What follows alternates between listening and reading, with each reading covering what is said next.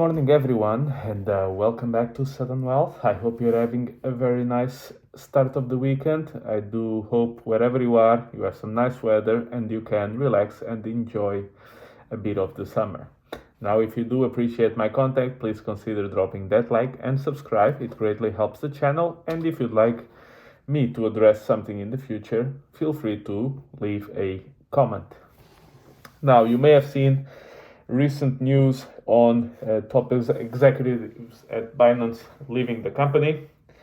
This is starting to create some rumors and some fear around the exchange, and also with BNB and BUSD being targeted by the SEC. It seems there's a lot of negativity around Binance in particular, which together with Coinbase are the two main exchanges. FTX was the third one, which, as you know, collapsed in October 2022.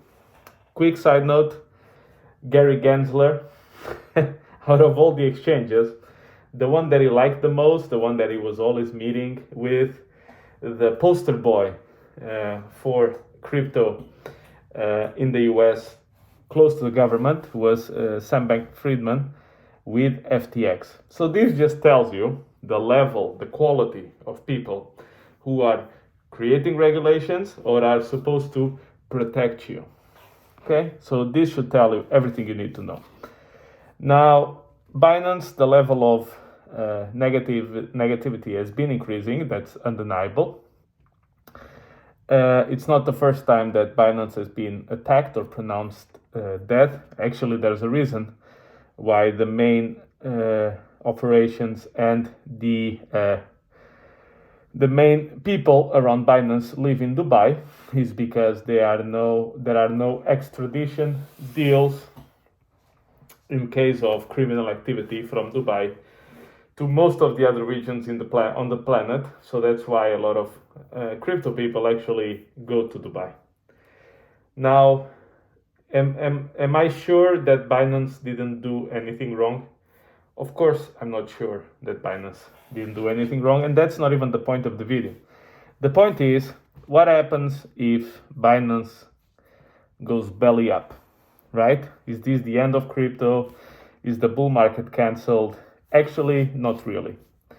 If you look at previous cycles, there are situations where you have a bottom, you start going up and you go up quite a lot, and then something happens and you do go down to retest the bottom.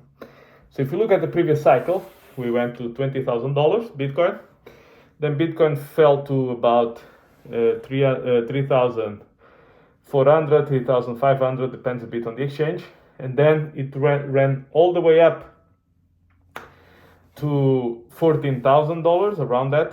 And then there was the Ponzi from China, in which of course 2020, we all know what happened, and we went from 14,000 to 3,800,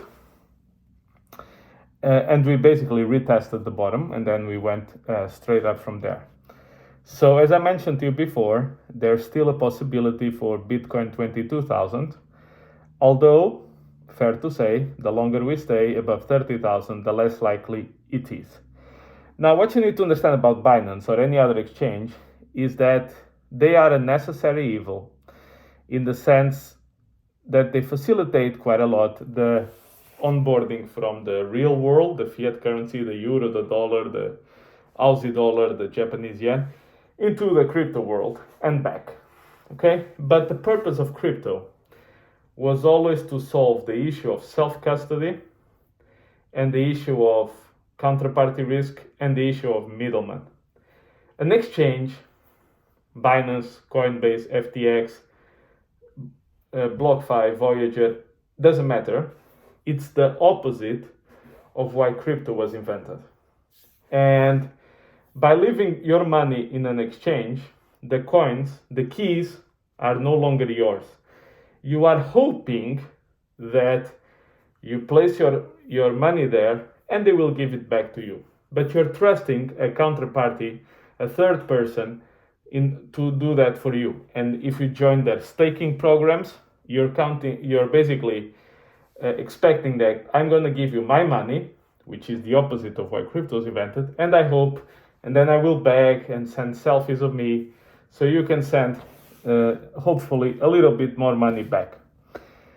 And it should be clear by now, after Mt. Gox, BlockFi, Voyager, FTX, as well as a dozen of others of these examples, that you shouldn't be putting your money in exchanges. Now, I won't give you financial advice. If you understood it there, be my guest.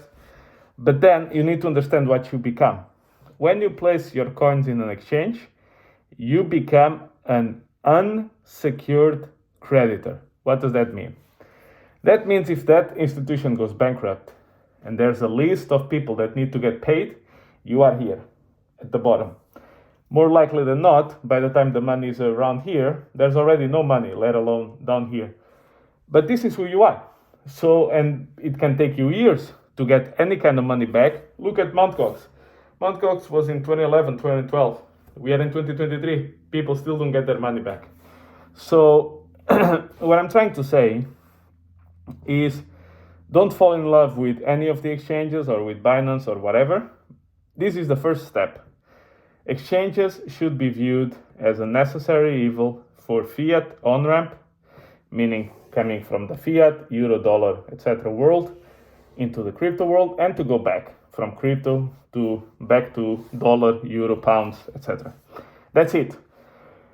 And what I do is, every time I do withdraw small amounts at a time, because let's say that I move part of my money and the exchange goes bankrupt. Well, at least it's a little bit of it, okay? This is all part of risk management, okay? But going back to Binance in particular, I don't know if they did something wrong, if they didn't do it, if they do something wrong, if they didn't, I don't know. The point is, what happens if Binance goes bankrupt, right? And I have to say that top executives leaving is not a positive sign, okay? What would happen if Binance goes bankrupt? Will it be a black swan event? Yes. Will it create huge selling, panic selling? Yes. Will crypto disappear forever? No. So, in my opinion, it would actually be a great opportunity to get in when there would be blood on the streets, people complaining, people crying, people selling, people completely in a complete madness. That's a place for me. That's when I like to buy, is when people are all scrambling, like with FTX. FTX collapsed, I see the end of crypto's a scam, documentaries go out, everything comes out. Boom, that's the time to buy. That's when Jim Cramer lost hope on crypto. Perfect. That's a very good sign. I don't want that guy anywhere close. The time that he becomes bullish again, you better get out, okay? So would it have a bigger impact than FTX? Yes. I would say about twice or so. I wouldn't be surprised if we would sell off 30-40% almost immediately. Or over the course of a few days. Would we get back to 15K? Probably not. But could we go back to, I don't know, close to that, like 18, 20, 22, around that? Yes, we could.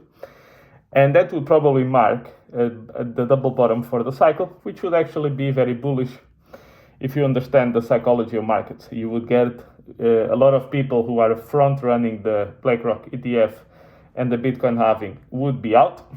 A lot of non-believers that pretend to be strong believers would also get out, and you basically would be left with the strongest believers in the space, which is something that we've done in the past several times. Would we make new all-time lows? I don't think so. Usually Bitcoin in every cycle drops about 85%. So if you look at 69,000, 85% down, it's about 10,500 or so. That's why people were talking about Bitcoin 10,000. In case you didn't know why that number got thrown around. Could we get there with the Binance bankruptcy? Probably not. If it would be a Binance plus Coinbase bankruptcy, then yes, or Binance plus KuCoin, or Binance would create such a contagion that a lot of other stuff would go bankrupt. Yes. It's the reason why it's difficult to say is because I don't know, and I don't think nobody knows, the exact level of contagion in the case that the largest exchange goes bankrupt. Now, for real crypto, outside of exchanges, on-chain, we don't care, in the sense that I still have the same coins. Of course, the prices will be pressured, no question about it.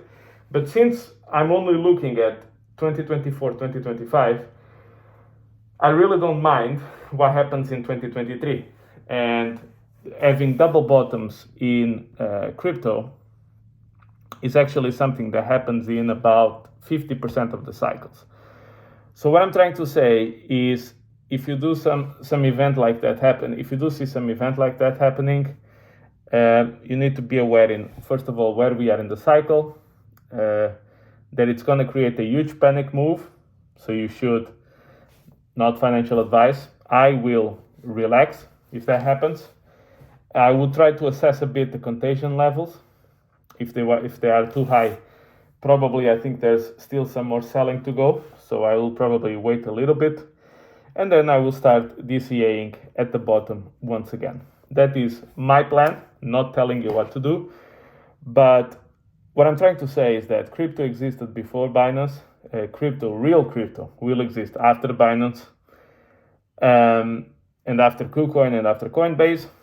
And be smart to basically tune out the noise and try to understand exactly the dynamics at play here, and be aware at what stages of the cycle we are. So that was my comment on this subject, and I'll catch you in the next one.